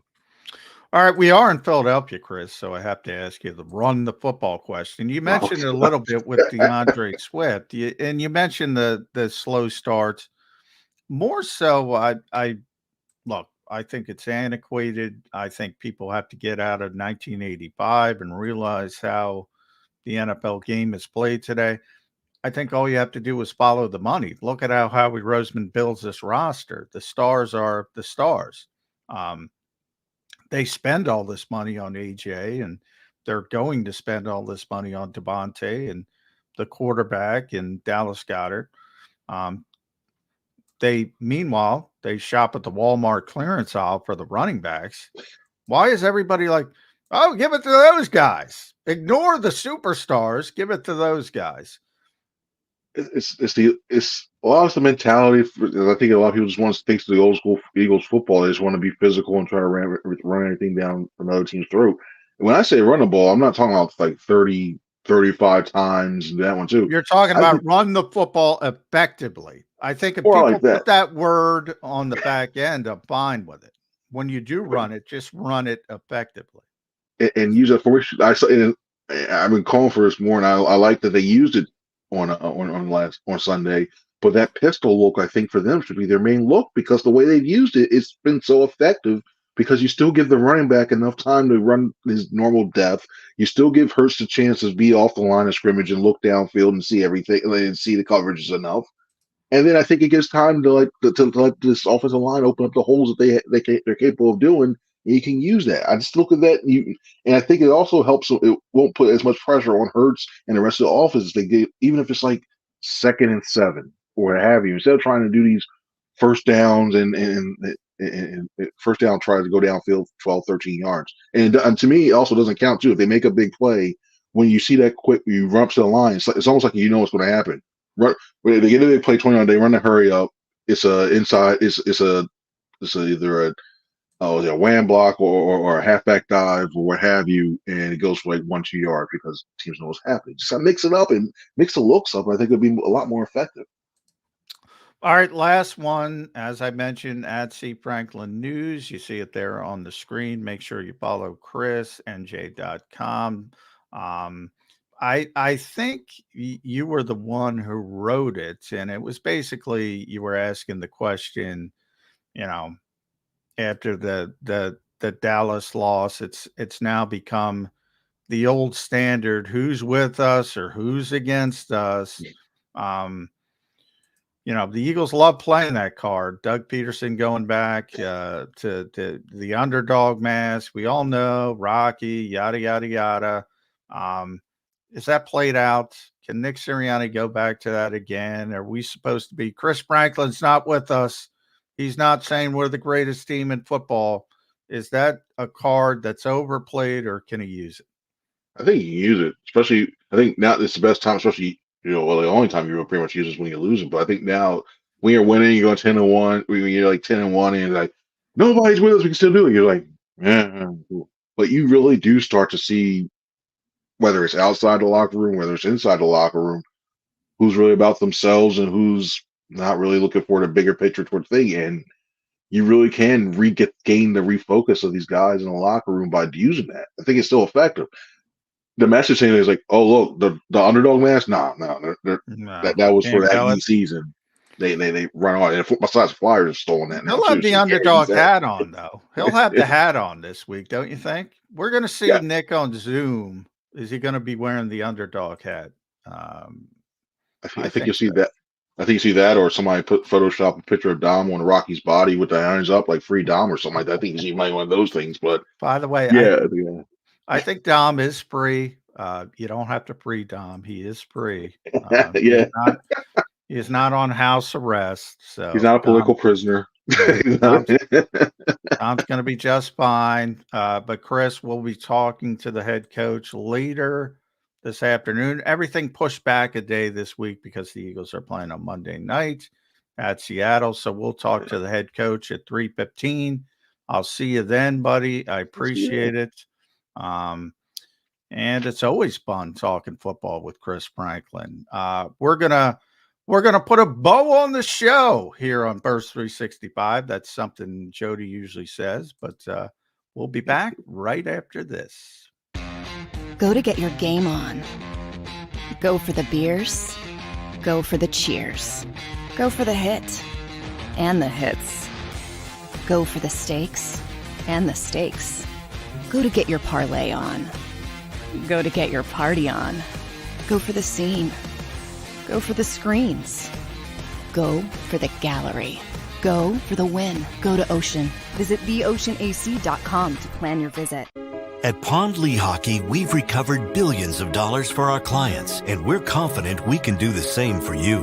With over 250 years of combined courtroom experience, we've helped over 100,000 injured clients obtain some of the largest settlements in Pennsylvania. One conversation is all it takes to help you and your family get back on track. If you've been injured in an accident, give Pond Lehocky a call. They're carving them up and good play calling along the way. First and goal at the 6.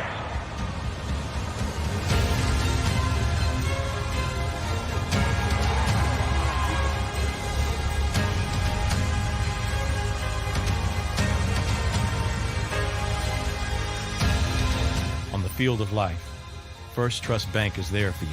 Champions on 3. 1, 2, 3. Because Philadelphia dreams deserve a Philadelphia bank.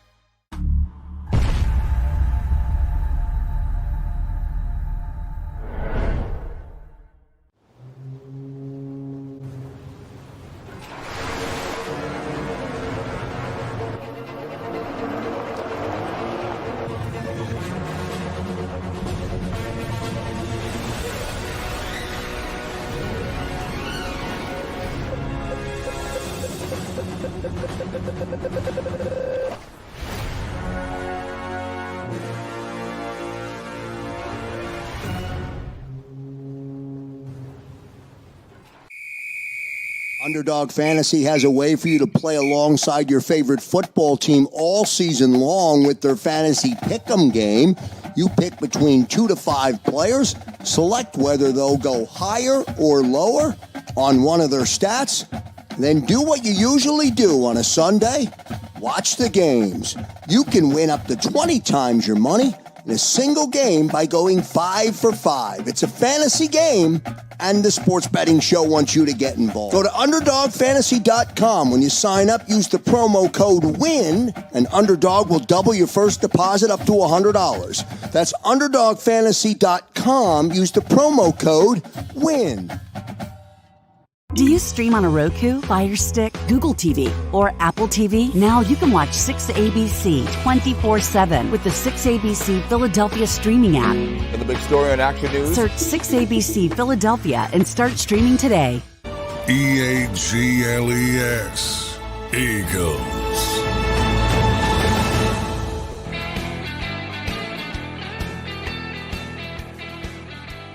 Welcome back in, everybody, to Birds 365. I'm Zander, Krause filling in for Jody Mack to close the show.